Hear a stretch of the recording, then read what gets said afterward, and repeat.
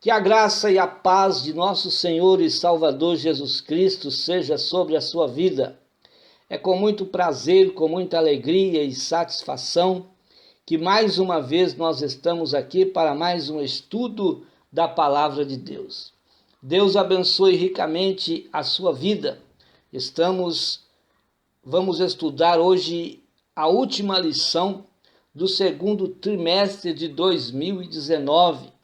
Estivemos estudando o tabernáculo, símbolo da obra redentora de Cristo. E hoje nós vamos estudar a lição de número 13, o sacerdócio celestial. Seja bem-vindo. Não se esqueça, se você não é subscrito no nosso canal, subscreva no nosso canal, ative o sino para que você receba semanalmente os nossos áudios ou às vezes vídeos da Escola Bíblica Dominical. Não se esqueça de deixar o seu like, isso é muito importante para nós. Seja bem-vindo. Vamos então para o sacerdócio celestial. Dentro deste assunto do sacerdócio celestial, nós vamos ver o sacerdote de Cristo, o sacerdócio da igreja, e dentro desse assunto do sacerdócio da igreja, nós vamos estudar liderança, evangelização e administração. Nós vamos ver também o sacerdócio da igreja, que é exercido individualmente, e por fim nós vamos ver o perfeito tabernáculo. Quando Jesus é chamado de nosso sumo sacerdote, a referência é a de dois sacerdócios anteriores, o da ordem de Melquisedeque e o da ordem de Arão, chamado também ordem araônica. Vimos esses assuntos em lições anteriores. Jesus é da ordem de Melquisedeque porque estava acima do sacerdócio que tinha origem na ordem levítica. O sacerdócio de Melquisedeque era um sacerdócio exercido pelo Deus Altíssimo. Melquisedeque era sumo sacerdote do Deus Altíssimo. O sacerdócio da ordem levítica ofereciam sacrifícios para cumprirem a lei. Assim fez também Jesus. Ele cumpriu a lei quando se ofereceu a si mesmo por nosso pecado. Os sacerdotes da ordem levítica ofereciam os animais por si mesmo, para que os seus pecados viessem ser cobertos. Depois ofereciam animais pelo povo israelita, que traziam esses animais também para que seus pecados fossem cobertos. Jesus cumpriu essa lei, sendo a nossa oferta. Ele ofereceu-se a si por nós. O sangue de Jesus Cristo nos purifica de todo pecado.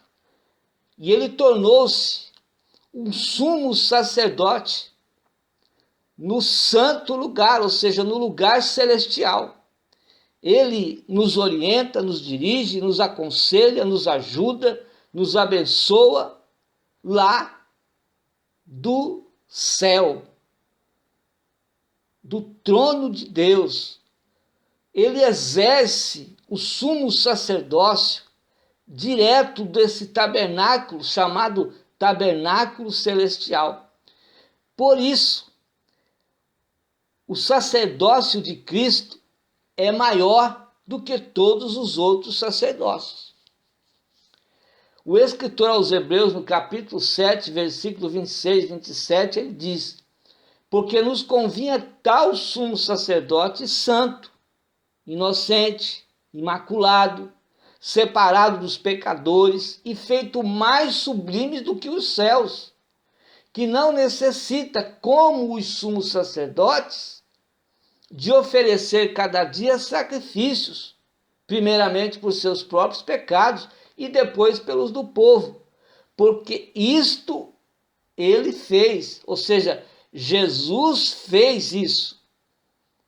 Ele fez uma vez só, oferecendo-se a si mesmo. Então é através do sangue de Jesus que ganhamos a redenção eterna. É através do sangue de Jesus que os nossos pecados são tirados, não são mais cobertos. Jesus Cristo tira o pecado do homem que se arrepende, que se converte ao Senhor e crê que Ele é poderoso para perdoar o seu pecado. Um outro ponto importante sobre o sacerdócio de Jesus é que todo sacerdote é nomeado de entre os homens. Jesus, sendo Deus desde a eternidade, tornou-se homem para sofrer a morte e servir como o nosso sumo sacerdote. O escritor aos Hebreus, no capítulo 2, versículo 9 do seu livro, ele disse: vemos, porém, coroado de glória e de honra aquele Jesus que fora feito um pouco menor do que os anjos, por causa da paixão da morte, para que pela graça de Deus provasse a morte por todos.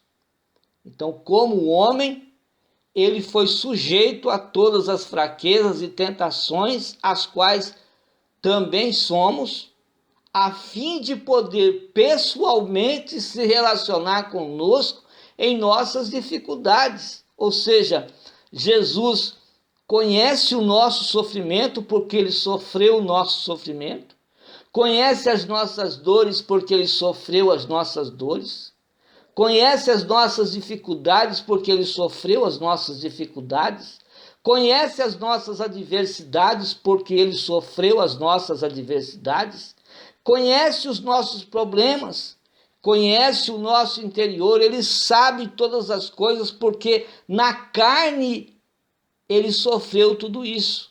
Hebreus 4:15 está escrito: porque não temos um sumo sacerdote que não possa compadecer-se das nossas fraquezas, porém um que, como nós, em tudo foi tentado, mas sem pecado. Então, Jesus é maior do que qualquer outro sacerdote. E por isso ele é chamado do nosso grande sumo sacerdote. Hebreus 4:14. O que nos dá a coragem de vir, de entrar no trono da graça com confiança, com garantia, sabendo que o Senhor ouve a nossa oração e nos atende com a sua misericórdia. E é nele que nós encontramos também graça, e essa graça nos ajuda no momento das nossas necessidades. No dia da expiação, o derramamento de sangue acontecia fora do Santo dos Santos. Os animais eram mortos e o sangue desses animais era recolhido no pátio do tabernáculo. O sumo sacerdote oferecia o sangue a Deus quando aspergia esse sangue em frente do propiciatório. Agora, veja que, de modo semelhante, o sangue de Jesus foi derramado na cruz, fora do Santo dos Santos celestial, fora da cidade de Jerusalém. Ele foi sepultado. No terceiro dia, ele ressuscitou. Depois de 40 dias, ele ascendeu ao céu.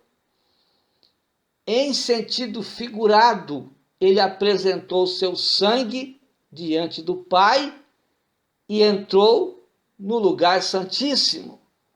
E agora ele intercede por nós. Ainda que o sangue seja derramado em sua morte, Jesus realmente ofereceu seu sangue ao Pai quando ascendeu ao céu depois de sua ressurreição. E é por isso que agora também nós entramos no lugar santíssimo. E nós entramos através do sangue de Cristo.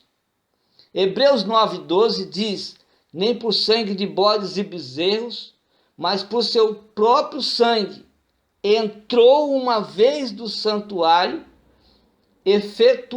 havendo efetuado então uma eterna redenção.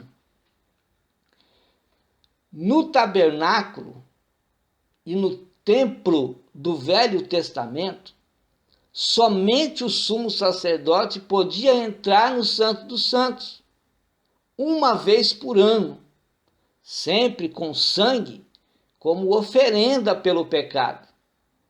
Agora veja que nós temos esse privilégio de entrar e habitar na presença de Deus no céu. Está disponível a todos através do sangue de Jesus. Entrar e habitar na presença de Deus, entrar no lugar santíssimo, não só o privilégio que nós temos de ter a presença de Deus, a glória de Deus, a graça de Deus, o Espírito Santo, os dons espirituais na nossa vida. Nós temos esses privilégios, nós entramos neste santo lugar através do sangue de Jesus. Agora, o caminho ao lugar santíssimo no céu está aberto devido à obra sacrificial de Jesus. Deus mostrou esse significado da morte de Jesus, rasgando o véu que separava o Santíssimo do santo lugar ao Jesus morrer. Quando Jesus deu o seu último suspiro de vida, o véu do templo foi rasgado de alto a baixo. E agora não há mais separação. Todos que recebem Jesus Cristo na sua vida, ele pode entrar no santo lugar através do sangue de Jesus. Ele pode entrar no lugar santíssimo e a presença de Deus será sobre a sua vida. A glória de Deus será sobre a sua vida.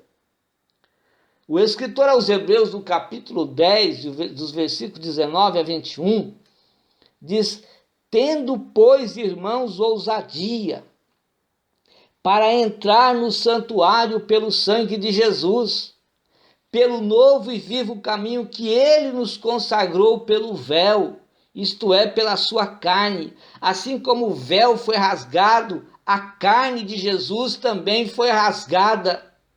E nós entramos agora na presença de Deus, tendo um grande sacerdote sobre a casa de Deus.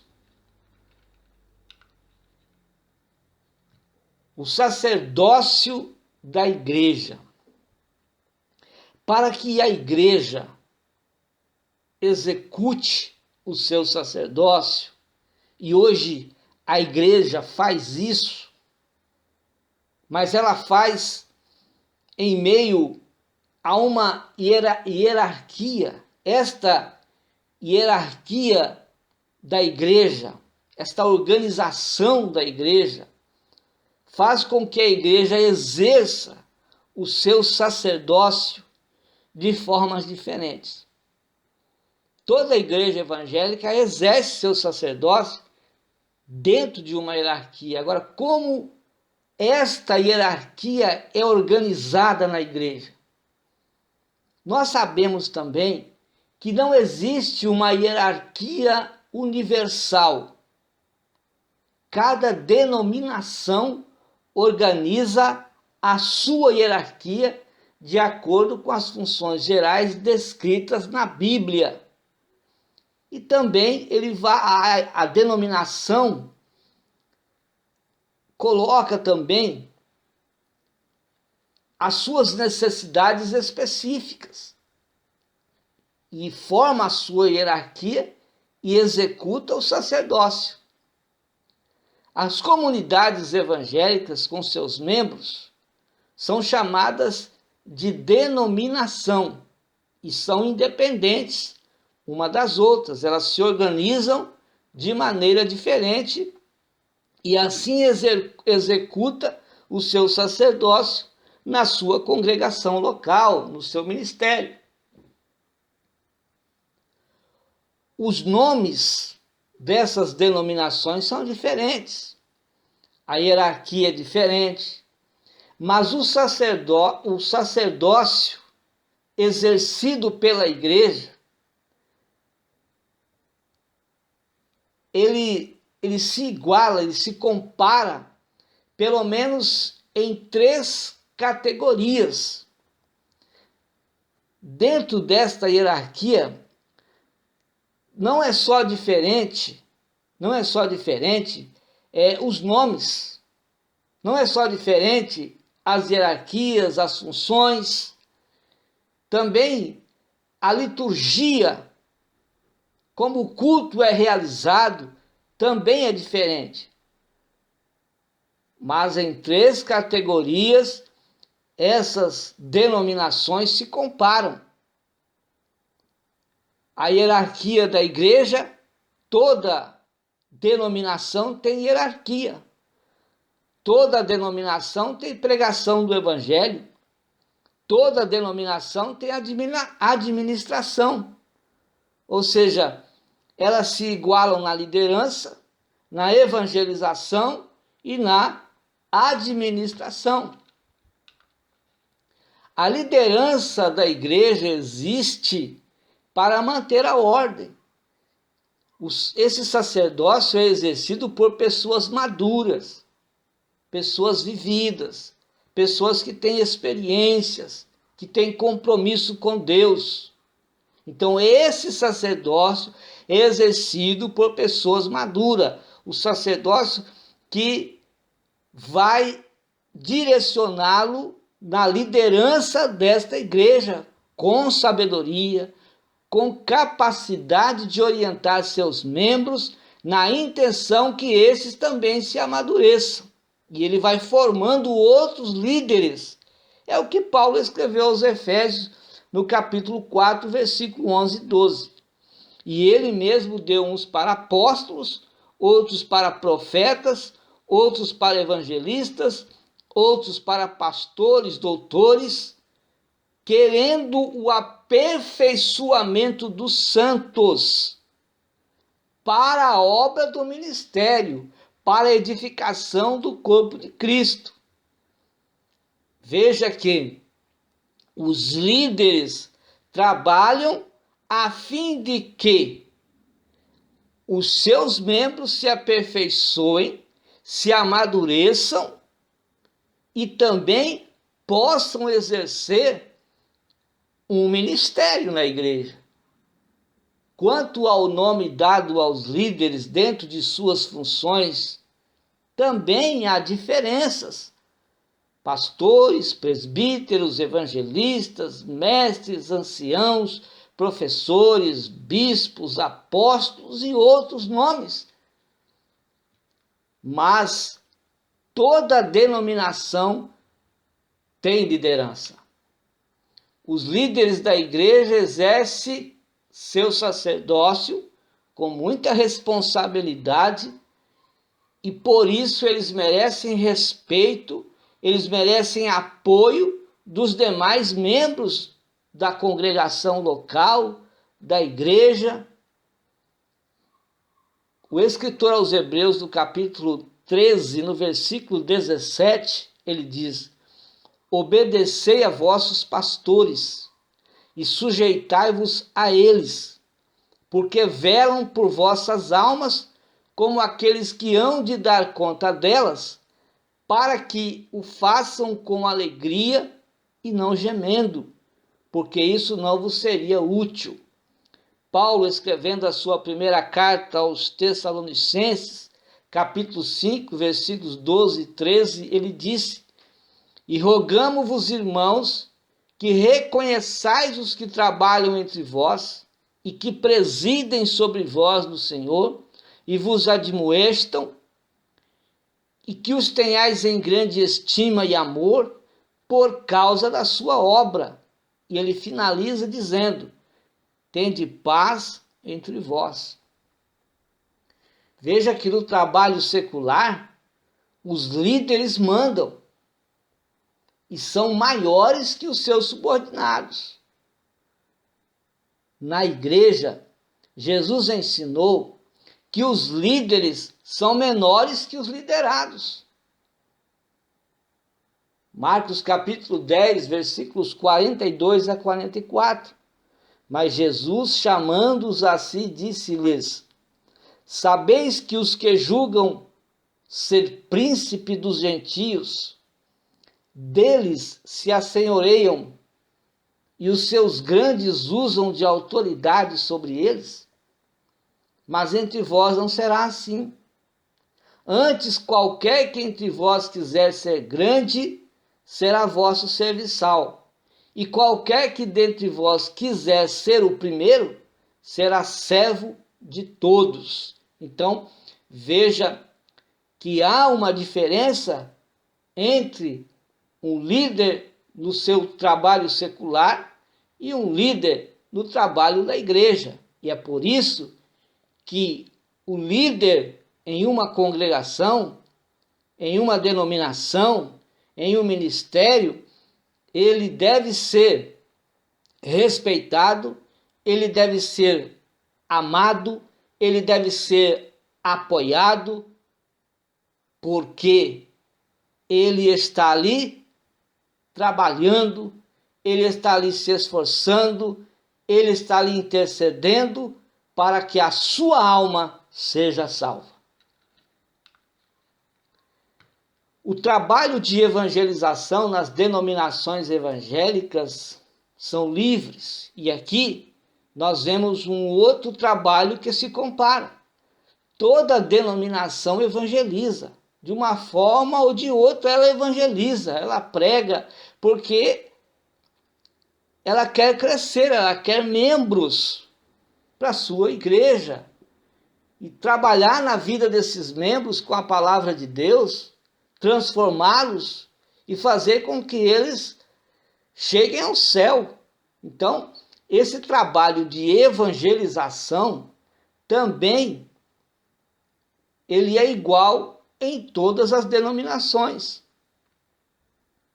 Então, o trabalho de evangelização nas denominações evangélicas são livres e organizados. São livres por quê? Porque individualmente cada membro pode trabalhar. No seu trabalho secular, ele pode falar de Jesus, ele pode convidar a pessoa para ir para a igreja, ele pode, chegando do trabalho, pegar folhetos e distribuir, convidar as pessoas para o culto. É livre, mas também é organizado. Existe o trabalho evangelístico organizado. Isso existe em todas as comunidades evangélicas.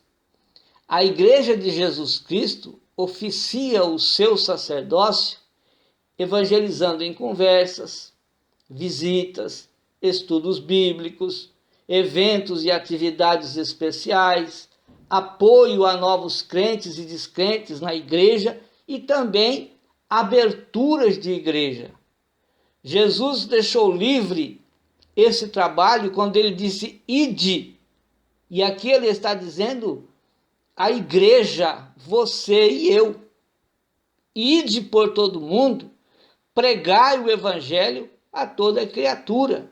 Em Atos 1:8 ele disse novamente: recebereis a virtude do Espírito Santo que há de vir sobre vós, e ser-me-eis testemunhas, tanto em Jerusalém, como em toda a Judéia e Samaria, e até os confins da terra.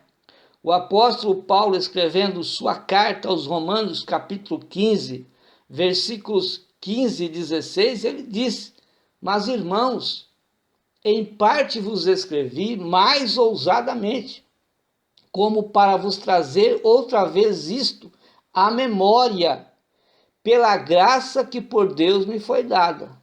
Ou seja, que vocês sejam ministros de Jesus Cristo para os gentios, ministrando o evangelho de Deus, para que seja agradável a oferta dos gentios.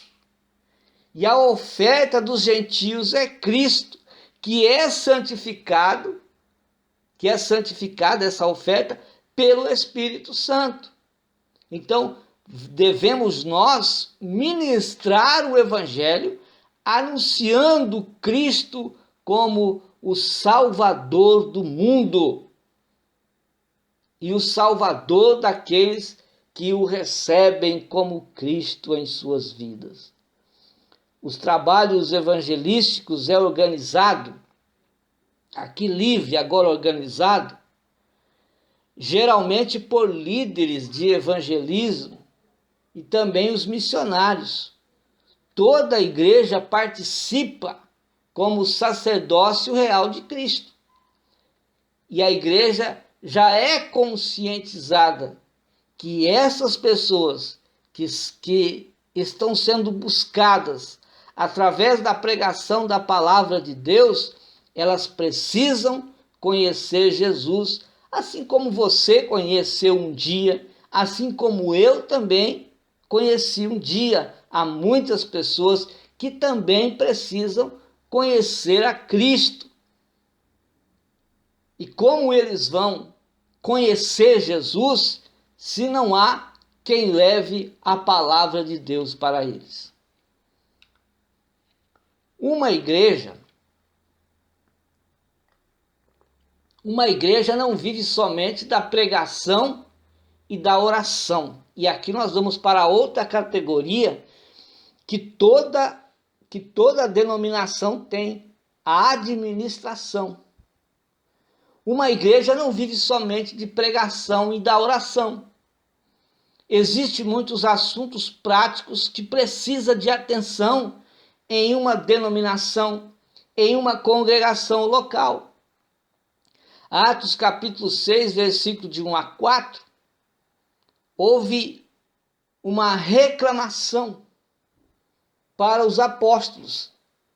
Veja o que está escrito: ora, naqueles dias, crescendo o número dos discípulos, houve uma murmuração dos gregos contra os hebreus, porque as suas viúvas, ou seja, as viúvas dos gregos, estavam sendo desprezadas no ministério cotidiano. E os 12 convocou a multidão dos discípulos e disseram: não é razoável que nós deixemos a palavra de Deus e sirvamos às mesas.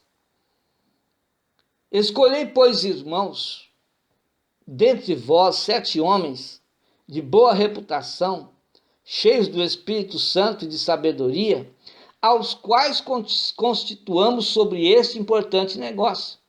Mas nós perseveraremos na oração e no ministério da palavra. Então veja que não é só pregação, não é só oração, é preciso administração, é preciso organização. Deus dá dons espirituais de administração e serviço a algumas pessoas na igreja. Esses trabalhos administrativos da igreja variam em contabilidade e gestor de recursos, limpeza, organização de eventos, ação social, tecnologia e comunicação, decoração, recepção, cerimônias e outros trabalhos administrativos. O apóstolo Paulo falou sobre esses assuntos e por isso que a Bíblia é maravilhosa, ela é rica. 12, de 6 a 8 de Romanos. De modo que, tendo diferentes dons, veja lá, diferentes dons, segundo a graça que nos é dada, se é profecia, seja ela segundo a medida da fé, se é ministério, seja ministrar, se é ensinar, haja dedicação ao ensino, Ou o que exorta, use esse dom em exortar. O que reparte, faça isso com liberalidade. O que preside, com cuidado. O que exercita misericórdia, faça isso com alegria. Então, Paulo aqui fala sobre assuntos espirituais e assuntos administrativos. Cada crente é um sacerdote de Cristo e deve ajudar nos diversos trabalhos da igreja, deve exercer o seu sacerdócio. O líder lidera e organiza o trabalho, mas individualmente todos trabalham em alguma área e assim ele vai executando o seu sacerdócio na sua congregação. Sacerdote é todo aquele que intercede a Deus por outro. Isso é sacerdote. Assim sendo, a igreja individualmente sabe do seu serviço sacerdotal. Apocalipse revela que os cristãos são feitos sacerdotes para Deus. Veja o que está escrito em Apocalipse 1, versículos 5 e 6. E da parte de Jesus Cristo, que é a fiel testemunha, e nos fez reis e sacerdotes para Deus e seu Pai. A ele glória e poder para todos sempre. Amém. 1 de Pedro 2, 5 e 9. Vós também, como pedras vivas, sois edificados casa espiritual e sacerdócio santo, para oferecer sacrifícios espirituais agradáveis a Deus por Jesus Cristo. Então, o sacerdote é todo aquele que intercede, que faz algo por outra pessoa. O escritor aos Hebreus, ele exorta os cristãos a se aproximarem de Deus além do véu. Não é só para ficar no lugar santo, não. Entra além do véu. Quando você entra além do véu, você entra na presença de Deus. Há muitos crentes que ainda não entraram além do véu. Há muitos crentes que não entraram ainda no lugar santíssimo, estão no lugar santo. É preciso entrar além do véu. E o escritor aos Hebreus aconselha isso. O fato de dizer que o Senhor é sumo sacerdote implica que existe um grupo de sacerdotes que está abaixo dele. E estes sacerdotes é a igreja dele. Todos aqueles que se tornam igreja de Cristo se tornam um sacerdote real. Esse grupo de sacerdotes, a igreja, que Deus adquiriu, tem como objetivo morar no lugar santo, morar na santa cidade celestial. O escritor aos Hebreus, no capítulo 10, versículos 19 a 22, ele diz: tendo, pois, irmãos, ousadia para entrar no santuário pelo sangue de Jesus, pelo novo e vivo caminho que ele nos consagrou, pelo véu, isto é, pela sua carne, e tendo um grande sacerdote sobre a casa de Deus, cheguemo-nos com verdadeiro coração, em inteireza e certeza de fé, tendo os nossos corações purificados da má consciência e o corpo lavado com água limpa. Jesus não presidiria como sumo sacerdote se não existisse sacerdotes, se não existisse a igreja que está Jesus está sobre a igreja está sob Cristo. Pela mesma razão, uma pessoa não seria chamada de líder de algum grupo de pessoas se não existissem pessoas para liderar. A exortação em Hebreus capítulo 10, 19 e 22 visa encorajar os cristãos a se aproximarem de Deus e desempenharem seus privilégios sacerdotais. Para se aproximar de Deus, vemos que é necessário entrar no lugar santíssimo.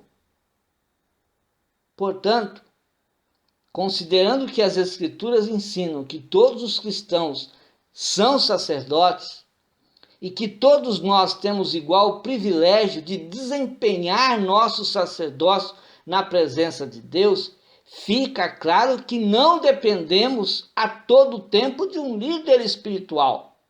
Você não precisa de um líder espiritual para exercer o seu sacerdócio. O que você precisa é agir, fazer, executar o seu trabalho.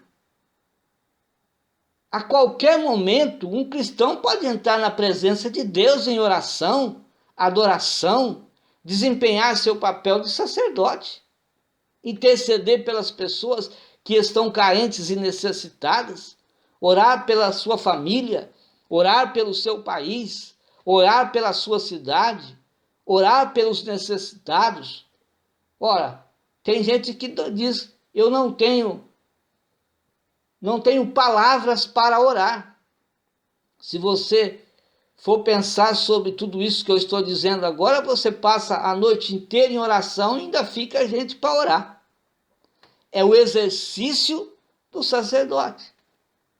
Se você é um sacerdote de Cristo, você vai desempenhar o seu sacerdócio. Para desempenhar o sacerdócio nesta ordem livre, você não depende de um líder espiritual. Não é necessário que o seu líder espiritual chegue em você e diga, vá fazer isso, vá fazer aquilo. Não.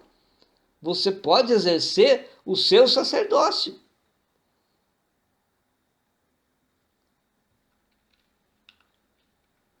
Agora vamos ver sobre o maior e mais perfeito tabernáculo. Sabemos que o maior e mais perfeito tabernáculo é o tabernáculo celestial, é o céu. Então o céu é um lugar real. A Bíblia diz que o céu é o trono de Deus. E pronto. Não tem nada que ficar questionando. O céu é o lugar do trono de Deus. Veja o que disse Isaías 66:1. Assim diz o Senhor, o céu é o meu trono, a terra o escabelo dos meus pés. Que casa me edificaríeis vós? E qual seria o lugar do meu descanso? Hebreus 9:24. Porque Cristo não entrou em santuário feito por mãos. Não. O santuário feito por mãos entrou os sumos sacerdotes da ordem levítica. Jesus entrou no verdadeiro santuário. No tabernáculo terreno que Moisés construiu, era apenas figura do verdadeiro, mas Jesus não entrou nesse. Jesus entrou no céu, no tabernáculo celestial, para comparecer agora por nós diante de Deus.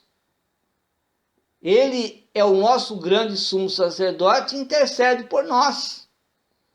Veja que João, escrevendo a sua carta no capítulo 2, versículos 1 e 2, ele diz que Jesus Cristo é aquele que intercede por nós. Ele é o nosso advogado. Ele é a propiciação, ele é o sacrifício pelo nosso pecado. E o escritor aos Hebreus, do capítulo 8, versículo 1 e 2, também fala disso. Ora, a suma do que temos dito e que temos um sumo sacerdote tal, que está assentado nos céus à destra do trono da majestade, ministro do santuário e do verdadeiro tabernáculo, o qual o Senhor fundou e não o homem. Então Jesus está vivo, exercendo um ministério atual no céu, como nosso sumo sacerdote, no verdadeiro tabernáculo feito por Deus. Temos a garantia que Jesus voltará à terra para nos levar ao céu. Nossa crença em um lugar eterno no céu é baseada na promessa explícita de Jesus.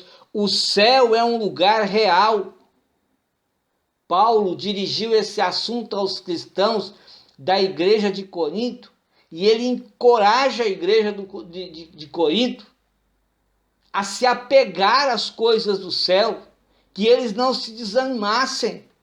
Essa também é a nossa pregação, que crentes se desapeguem do mundo, que os crentes se desapeguem das coisas materiais, que os crentes se desapeguem de tudo aquilo que não agrade a Deus e entrem na presença do Senhor.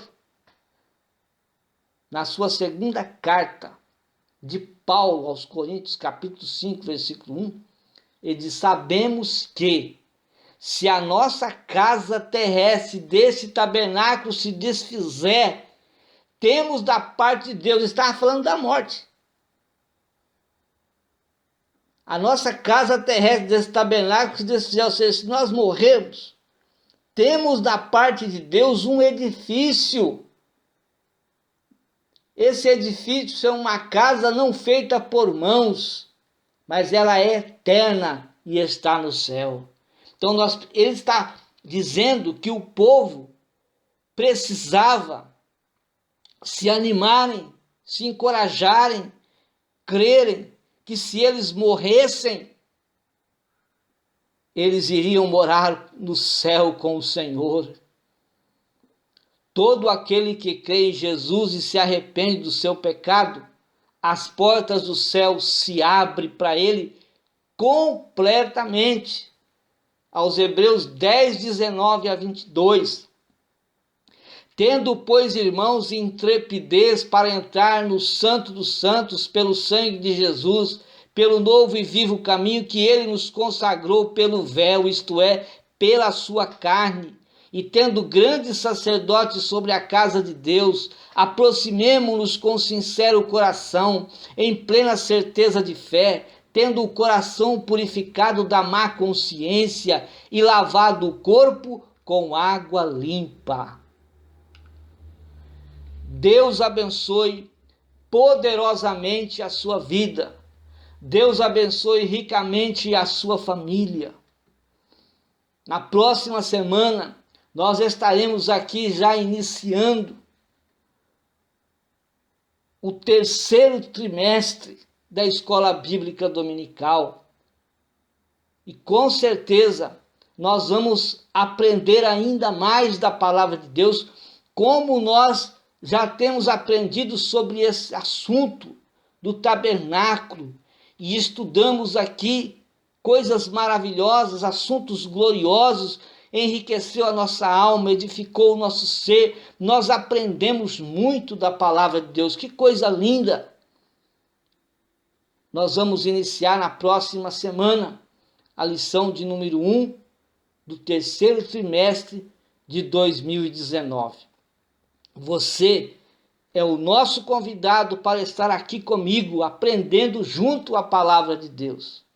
Só peço a você, não se esqueça de deixar o seu like, não se esqueça de ativar o sino para receber os nossos vídeos semanais, tanto áudios como vídeos com slides, como esse que nós estamos apresentando para você. Semanalmente, nós estamos aqui trazendo assuntos maravilhosos da Palavra de Deus. Deus te abençoe e até a próxima oportunidade quando nós aqui estaremos juntos aprendendo a palavra do Senhor.